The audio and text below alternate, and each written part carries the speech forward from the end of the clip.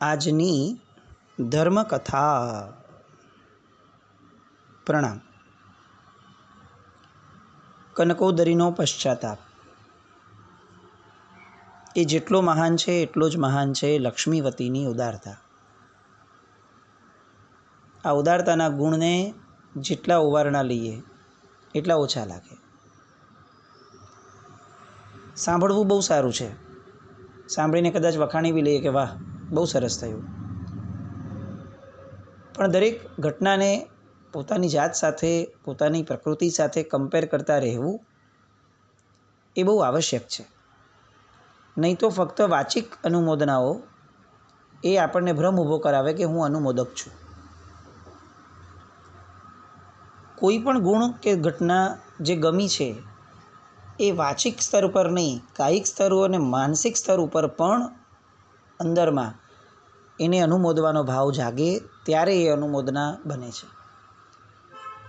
કોઈક સારી ઘટના બનીને બધાએ ભેગા થઈને અનુમોદના અનુમોદના આવું બોલી લીધું અને આપણે એવું માનીએ કે આપણે એની અનુમોદના કરી, તો જ્ઞાનીની નજરમાં એ અનુમોદના નહીં હોય કદાચ.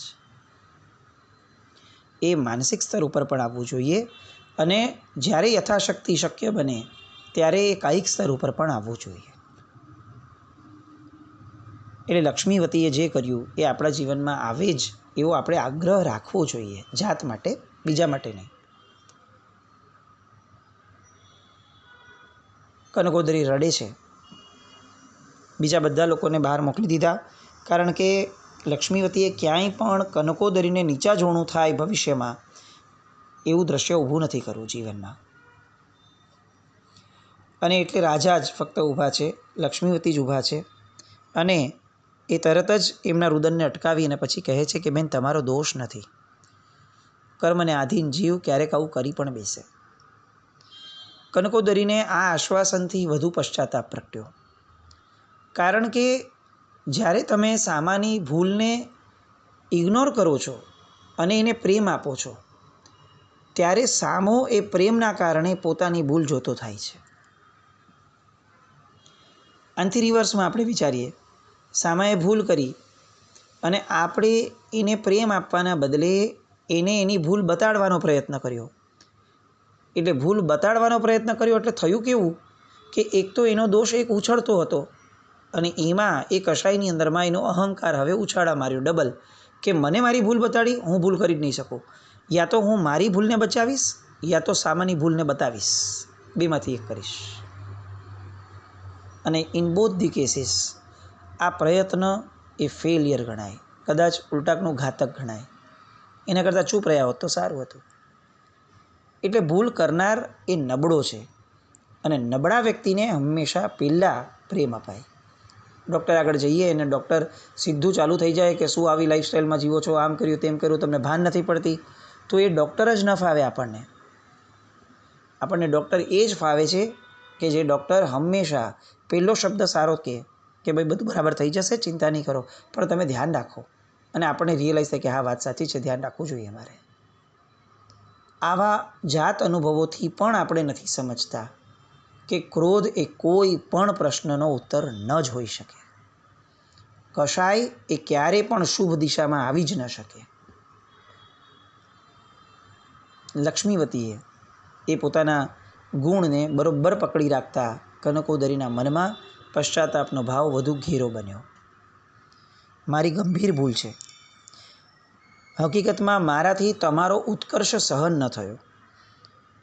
તમારે ત્યાં થતી જે ધામધૂમ હતી એ મને સતત અંદરમાં ઈર્ષ્યાની આગમાં બાળી રહી હતી. એટલે મેં તમને બદનામ કરવાના પ્રયત્નો ઘણા કર્યા શરૂઆતમાં. તમને તો કદાચ ખબર પણ નહીં હોય, તમે લક્ષ્ય પણ નહીં આપ્યું હશે, પણ એ મારા બધા પ્રયત્નો હતા. પણ એમાં હું ફાવી નહીં અને એટલે મારી ઈર્ષ્યાની આગમાં આગળ વધીને મેં આવું હિચકારું કૃત્ય પણ મારા જીવનમાં મેં કરી લીધું. ફરીથી એમણે હૈયું ઠાલવ્યું અને ફરીથી એ રુદન શરૂ થયું.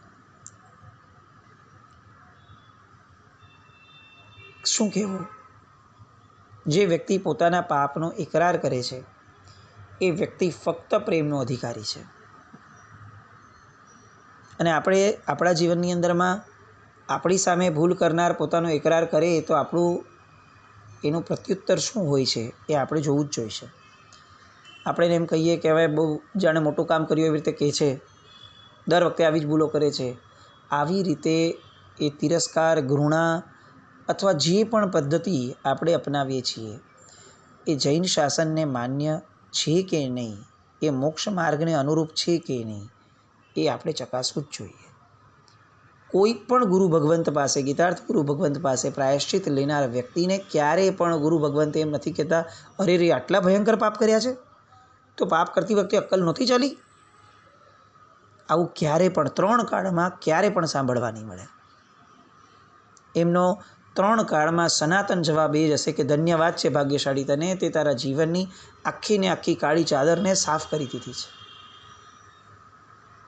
આ પણ આપણો જાત અનુભવ છે, આપણને ખ્યાલમાં છે. તકલીફ એ છે કે આપણને આ બધું ખ્યાલમાં છે, આ બધું આપણે પણ અપ્લાય કરવું જોઈએ આપણા જીવનમાં, એવું જ ખ્યાલમાં નથી, બાકી બધું ખ્યાલમાં છે. ભગવાનનો માર્ગ ફક્ત ધર્મક્રિયાઓ કરવાથી નહીં પ્રાપ્ત થાય. એ ધર્મક્રિયાઓને સતત ભગવાને ધર્મક્રિયાઓ દ્વારા જે ઊભું કરાવડાવવું છે હૃદયમાં, એ ઊભું કરવાના પ્રયત્નોથી જ સફળતાને પામશે.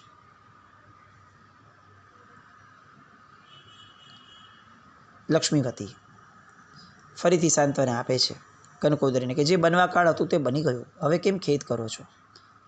અને ભૂલ થાય, જુઓ છદ્મસ્થ આત્મા છે ને એ જ ભૂલ કરી શકે, કેવળ જ્ઞાની ક્યારેય ભૂલ ન કરી શકે. તમે ને હું બંને છદ્મસ્થ છીએ તો આપણાથી ભૂલ થઈ ગઈ, તો હવે એને યાદ રાખીને શું અર્થ છે? કરિયાતું પીએ ત્યારે આપણને ખબર છે કે કરિયાતાનો સ્વાદ કડવો જ હોવાનો. તો એવા સમયે કરિયાતું પીધા પછીથી કડવાશ અનુભવાય તો બૂમાબૂમ ન કરાય, કારણ કે ત્યારે રિયલાઇઝેશન રાખવું જોઈએ કે કરિયાતું કડવું જ હોય. એમ છદ્મસ્થ ભૂલથી ભરેલો જ હોય, કર્મને આધીન જ હોય.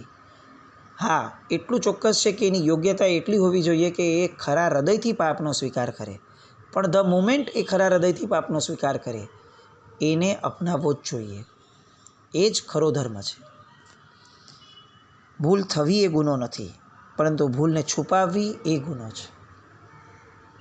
અહીંયા કનકોદરીએ જે રીતે હિંમત ઊભી કરી અને બધી જ ઘટનાને બેબાક થઈ અને જે બોલવાનો પ્રયાસ કર્યો છે ને રાજાની સામે, એ પ્રયાસ બતાવે છે કે એને હવે ભય સંજ્ઞા નથી રાખવી, એને નિર્ભય બનવું છે. અને નિર્ભયતા ત્યારે જ મળે જ્યારે આપણે પ્રામાણિક બનીએ. ડર અપ્રામાણિકતાની સાથે જોડાઈને આવે છે અને નિર્ભયતા એ પ્રામાણિકતા સાથે જોડાઈને આવે છે. પ્રામાણિકપણે બધું જ કહી દેવાની હિંમત જે કનકોદરીએ કરી છે એ હિંમત કાબિલે દાદ હતી. કદાચ સૌથી મોટો પુરુષાર્થ હતો.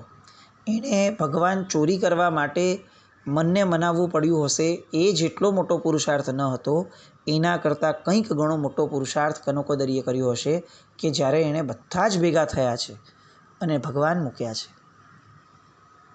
બધાને ખ્યાલ આવી જાય એવી રીતે એ ધારત તો ભગવાન ક્યાંક મૂકી દીધા હોત એણે, અને લોકોને ઈશારો કરી દીધો હોત કે જુઓ એને તો ભગવાન જ આપવા હતા, એને પશ્ચાતાપ એમ જ થયો હતો કે મેં ખોટું કામ કર્યું તો હું ભગવાન આપી દઉં, પણ હું છતી થાવ, લોકોની સામે એક્સપોઝ થાવ, એ રીતે હું ભગવાન આપવા જાઉં, આ નિર્ણય એ અતિશય હિંમત માંગી લે છે. અને એટલે કનકોદરીનું આ કૃત્ય એ અત્યંત અત્યંત અત્યંત અનુમોદનીય ગણાય. જે રીતે એણે સ્પષ્ટતાથી લક્ષ્મીવતીને જણાવી દીધું કે મને તમારી ઈર્ષ્યા થઈ હતી. રાજા બાજુમાં હાજર છે, રાજા શું વિચારશે, ભવિષ્યમાં રાજા મારી હારે કેવો વ્યવહાર કરશે, આવો કોઈ વિકલ્પ નહીં, ફક્ત નિતાંત પ્રામાણિકતા. અને એટલે માર્ગાનુસારીના 35 ગુણોની વાત કરીએ ને, તો માર્ગાનુસારીના પાયાના 35 ગુણોમાં પણ એક મહત્ત્વનો ગુણ તરીકે મૂક્યું છે કે જીવ પ્રામાણિક હોય ને તો પછી એને ધર્મ આગળ કરવા દો. કારણ કે પ્રામાણિક જીવને જ વિવેક પ્રગટશે. અપ્રામાણિક જીવ એ વિવેકના નામે મિથ્યા ભ્રમ ઊભો કરશે અને કરાવશે. કનકોદરીને સરસ મજાનું એ આશ્વાસન આપે છે, તમે તો સરળ છો, તમને તમારી ભૂલ સમજાણી એ જ તમારી યોગ્યતા છે, એ જ તમારી મહાનતા છે. શું સુપર શબ્દો! અને ત્યારે કનકોદરી કહે છે કે ના, મારી કોઈ યોગ્યતા નથી, મારી કોઈ મહાનતા નથી, ઉપકાર તો ખરેખર પેલા સાધ્વીજી ભગવંતનો છે. જો એ સમયે એ ન મળ્યા હોત એમણે જો કૃપા કરી અને મને ઊભી ન રાખી હોત અને મને વાત્સલ્યભર્યા શબ્દોની અંદર એમાં વિચારવા ન પ્રેરી હોત તો હું કદાચ આ કુકૃત્યમાંથી પાછી ન જ પડત. અને ઉત્સુકતાથી લક્ષ્મીવતી પૂછે છે કે કોણ હતા એ સાત્વીજી ભગવંત? અને કનકોદરી કહે છે કે મેં એમનું નામ તો નહોતું પૂછ્યું, પરંતુ હજી પણ એમની એ સૌમ્ય મુખાકૃતિ, કરુણાથી નીતરતા લોચન એ મારી આંખ સામે તરવરે છે. એમના હિતકારી વચનો આજે પણ મારા કાનમાં અત્યારે પણ સંભળાઈ રહ્યા હોય એ રીતે ગુંજી રહ્યા છે. અને કનકોદરી ફરી ફરી એ મહાત્માને વંદન કરતા હોય એ રીતે એમના પ્રત્યેની ઉપકૃત થયાની, ધન્ય થયાની લાગણી અનુભવે છે. તરત લક્ષ્મીવતી કહે છે કે તો આપણે જરૂરથી એમની પાસે જઈએ. તેઓ આ જ નગરમાં પધાર્યા છે ને? તો કે જી, આ જ નગરમાં પ્રવેશ્યા હશે. કનકોદરીનું હૃદય મૃદુ બની ગયું, કોમળ બની ગયું. આજે એને એવું લાગે છે કે મારા કોઈક નવા જીવનનો પ્રારંભ થયો છે જે અતિ ભવ્યતાને પામશે. કદાચ એને ઈર્ષ્યા થઈ એ પહેલાંનું એનું જીવન એ બહુ નબળું નહીં જ હોય એવું આપણે સ્વીકારવું ને માનવું જ પડે, કારણ કે અત્યારે જે યોગ્યતા ઊભી થઈ છે હિંમત કરીને પોતાનું પાપ પ્રદર્શિત કરવાની, એ એમને નહીં આવી હશે. એને એના જીવનની અંદરમાં કોઈ બહુ મોટા દોષોને પોતાના નહીં બનાવ્યા હોય તો જ આ પરાક્રમ કરી શકે. અલબત્ત વચલો પર્યાય બહુ નબળો હતો, એમાં ના નહીં, પણ વચલા પર્યાયની પૂર્વેનો પર્યાય એ કંઈક અંશે યોગ્યતાવાળો હશે. પરંતુ હવે જે પર્યાય પ્રગટ્યો છે એ તો પરમ ભવ્યતાવાળો છે અને નવસર્જન કહી શકાય એવો છે. એના અંતરકરણમાં લક્ષ્મીવતી પ્રત્યે અનહદ સદભાવ જાગ્યો છે અને એના કરતાં વધારે સદભાવ જાગ્યો છે પરમાત્મા પ્રત્યે. પોતાને સતત મનમાં ભાવ ચાલે છે કે મેં આ ભગવાનને દાટી દીધા ઉકરડામાં, કેટલી ભયંકર આશાતના મેં કરી, અને તેમ છતાં પણ એ આશાતનાનું કેટલું ભયંકર પાપ મને મળવું જોઈતું હતું એની જગ્યાએ લોકોએ મને માફ કરી દીધી. આ બધી કૃપા એ પરમાત્માની છે. જિનેશ્વર દેવ પ્રત્યે એમનો આત્મા જે ભીનો થયો, બધાએ સાથે મળીને ત્યાં ભગવાનની સ્તુતિ સ્તવના કરી અને એવું નક્કી કર્યું કે આવતીકાલે સવારે આપણે આ સાધ્વીજી ભગવંતને વંદના કરવા માટે આખા રાસ રસીલા સાથે રાજા પોતે બધાની સાથે આવશે. રાજા પ્રસન્ન થયા કે જે પણ હતું અંતે પૂર્ણ થયું અને અંતે શુભતામાં આવ્યું. આ બાજુ હજી એક વ્યક્તિ કે જેના જીવનમાં અજંપો અત્યારે પરાકાષ્ઠાનો છે, સુલેખા. કનકોદરીએ જે પણ કર્યું એ પશ્ચાતાપૂર્વક એણે માફી માંગી લીધી, પણ હજી પણ આ કુકર્મની અંદરમાં સુલેખા મારી સાથે હતી એવું તો એ બોલ્યા નથી, કારણ કે એ તો પોતાની ધારામાં છે. સુલેખાને એ ખટકવા લાગ્યો. કેમ ખટક્યું? કારણ કે એને કનકોદરી સાથે ઋણાનો બંધ હતો. કનકોદરી સાથે લાગણી અને મૈત્રીનો સંબંધ બાંધ્યો હતો. તો કનકોદરીએ જ્યારે પાપ કર્યું ત્યારે સુલેખાને પાપ કરવાનું મન થયું. કનકોદરીએ હવે જ્યારે પશ્ચાતાપ કર્યો ત્યારે સુલેખાને પણ હૃદયમાં આપોઆપ સહજ રીતે, સ્વયંભૂ રીતે પશ્ચાતાપ પ્રગટે છે. આપણને લાગે કલ્યાણ મૈત્રી એ શું ચીજ છે ને એ આપણે જીવનમાં ક્યારેય સમજી નહીં શકીએ. એ અદૃશ્ય રીતે એટલા બધા કામ કરતી હોય છે. જરૂરી નથી કે કોઈ વ્યક્તિ એને આપણે જીવતા જોઈએ, એ આપણને સાથે રાખે તો જ આપણે એના જેવા થઈએ. ફક્ત ને ફક્ત આલંબનમાં જ રહીએ, એના ધ્યાનમાં રહીએ, એમને બહુ આપ્ત પુરુષ તરીકે માનતા રહીએ, સતત એકાદ બે વાર વિચાર કર્યો એમ નહીં, સતત એમને લાગે આપણને કે આ ભક્તિ બહુ સરસ છે, બહુ સરસ છે. એટલા માત્રથી પણ આપણને એની જેવા ભાવો પ્રગટી શકે છે. એક ગુરુ ભગવંત જે આ ધ્યાનમાં જાણમાં રહેલો પ્રસંગ, એમણે દીક્ષા લીધી ભાગીને. આ બહુ રિસન્ટ પ્રસંગ છે, હજી સાહેબ પણ જીવતા છે. ભાગીને દીક્ષા લીધી અને દીક્ષા લીધા પછીથી પોતાના ગુરુ જેને ધાર્યા હતા એમણે, એ ગુરુ ભગવંત તો ત્યાં હાજર ન હતા. દીક્ષા લીધી હતી જૂનાગઢમાં, અને પોતાના ગુરુ તરીકે જેમને ધાર્યા છે એ પૂજ્ય હેમચંદ્ર સુરીશ્વરજી મહારાજા એ સમયે બિરાજમાન હતા રાજનગરમાં. વર્ષો પહેલાંની આ વાત છે. અને એમણે દીક્ષા લીધી હિમાંશુ સુરી દાદા પાસે. ભાગીને દીક્ષા લીધેલી, એટલે કોઈ સ્વજન વગેરે કોઈ હારે ન હતો. એટલે ત્યાં જણાવાયું કે સાહેબ આપના નામની દીક્ષા અપાઈ છે હેમચંદ્ર સુરી મહારાજ સાહેબને. એટલે હેમચંદ્ર સુરી મહારાજ સાહેબે કીધું કે ભલે, પછીથી જ્યારે પણ અનુકૂળતા થાય, યોગ્ય સંયોગ મળે ત્યારે પધારજો રાજનગર તરફ. 1-2 વર્ષ નીકળી ગયા. ઘડતર થયું હિમાંશુ સુરી દાદાના હાથેથી. પણ મનની અંદર સતત પોતાના ગુરુની એક છાપ હતી કે જેના કારણે એમને વૈરાગ્ય થયો હતો. અને કેટલાક વર્ષો થયા, 2-2.5 વર્ષ થયા હશે, સંગાથ મળ્યો અને રાજનગર જવાનું થયું. લગભગ 2-2.5 વર્ષ પછીથી ગુરુ પહેલી વાર પોતાના શિષ્યને જુએ છે કે આ મારો શિષ્ય છે. દીક્ષા પહેલાં બધો પરિચય હતો, પણ દીક્ષા પછીની વાત છે. થોડાક દિવસો વીત્યા અને અચાનક એવો પ્રસંગ આવ્યો કે જ્યારે એમણે એમ કહેવું પડ્યું કે તમે પ્રવચન કરવા બેસો. અને કીધું સાહેબ હું કેવી રીતે લઉં? તો કે ના, તમે લ્યો, તમે ફાવટ સારી છે, અમને ખ્યાલમાં છે. તમે દીક્ષા પૂર્વે પણ ઘણું સરસ સંશોધન કરી અને વક્તવ્ય છણાવટ કરીને આપી શકતા હતા. અને દીક્ષા જીવનમાં સૌ પ્રથમવાર ગુરુ પોતાના શિષ્યને પ્રવચન આપતા સાંભળે છે. અને એમને આશ્ચર્યનો પાર નથી, કારણ કે પોતાનો શિષ્ય જે પહેલી વાર, એટલે જે હમણાં જ મળ્યા છે, એ શિષ્ય આબેહૂબ પોતાની જેમ પ્રવચન આપે છે. આબેહૂબ. એ શિષ્યએ એવો કોઈ પ્રયાસ નહોતો કર્યો આ 2-2.5 વર્ષમાં કે ચાલો હું કોપી કરું સાહેબને. પણ તેમ છતાં પણ એ પ્રવચન આપે ત્યારે લોકો એવું કહેતા ગયા કે સાહેબ આ તો આપની રેપ્લિકા છે, સેમ આપના જેવું પ્રવચન, પદાર્થો પણ સેમ, પદાર્થો મૂકવાની પદ્ધતિ સેમ, એબ્સોલ્યુટલી બધું સેમ. અને આપની હારે રહ્યા જ નથી, ઘડતર પણ નથી પામ્યા, છતાં પણ આવું. ત્યારે સાહેબ આવું બોલ્યા હતા, પૂજ્ય હેમચંદ્ર સુરી મહારાજ સાહેબ, કે તમે જેનું સતત વિચારણા કરો, સતત જેના પ્રત્યે તમે અહોભાવ ઊભો કરો, એના ગુણ કે દોષ સતત તમારામાં આપોઆપ આવતા રહે. અહીંયા સુલેખાને કનકોદરીના હૃદયમાં પ્રગટેલો પશ્ચાતાપ એ આપોઆપ એના હૃદયમાં પ્રવેશતો દેખાયો. અને એને એમ થયું કે કનકોદરીના દુષ્કૃત્યમાં પોતે તો ભાગીદાર બની જ હતી. કનકોદરીને દુઃખ થયું તો એને પણ થયું કે આ મારું પણ પરાકાષ્ઠાનું દુઃખ, કુકૃત્ય કહેવાય. અને કનકોદરી ક્ષમાપણા દ્વારા વિશુદ્ધ બની ગઈ છે, પણ મારી મલિનતા તો હજી ઊભી જ છે. પોતાના ખંડમાં આંટા મારે છે, પલંગ પર પડે છે, કંઈ એને સૂચતું નથી કે હું શું કરું.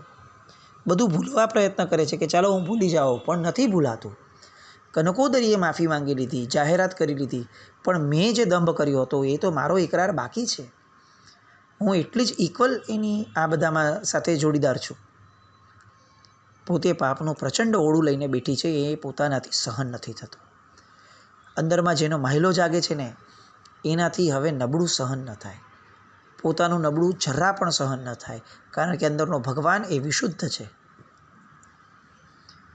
અનેક વિકલ્પો ઉઠી રહ્યા છે સુલેખાને, હું શું કરું, હું ક્યાં જાઉં? અને ત્યાં એને વિચાર આવે છે કે હું લક્ષ્મીવતી પાસે જઈ આવું. પણ ત્યાં જ ડંકા વાગે છે અને ખબર પડે છે કે ઓહો, રાત્રિનો 1 વાગી ગયો છે, અત્યારે કેવી રીતે જવાય? અને તરત મન જે છે ને એ તરત એને ખીંચવા પ્રયત્ન કરે છે કે બધું પતી ગયું છે, હવે નવેસરથી તારે આવું કહેવાની શું જરૂર છે? તારી છાપ સરસ મજાની પરમાત્મા ભક્ત તરીકેની ઊભી થઈ ગઈ છે, નગરમાં પણ અને લક્ષ્મીવતીના હૃદયમાં પણ. એ કેમ બગાડે છે? એ તારા વિશે શું વિચારશે કે શ્રાવિકાનો વેશ સજીને એને ઠગી લીધેલી? કેવી માનશે આ? મનની છવાઈ જવાની વૃત્તિ લગભગ રેડી હતી, અને સુલેખા આખો એનો પશ્ચાતાપનો ભાવ એ એક્સપોઝ ન થાય એ રીતે વિડ્રો કરવા તૈયાર હતી. ને એ જ સમયે કનકોદરીની ઋણાનિબંધની ધારા એ એના હૃદયમાં પ્રગટી કે કનકોદરીએ જો કર્યું પશ્ચાતાપ અને એણે હિંમત કરીને બધું કીધું, તો તારે પણ કરવો જ જોઈએ. મૈત્રી શું કામમાં આવે છે એ આ સુલેખાના પ્રસંગમાં આપણે નિતાંત જોઈ શકીએ છીએ. એક આત્મા સાથે બાંધેલો ઋણાનુબંધ, શુભ આત્મા સાથે બાંધેલો, છેક મોક્ષ સુધી આપણને કેટલો જબરદસ્ત ઉપયોગી બને છે.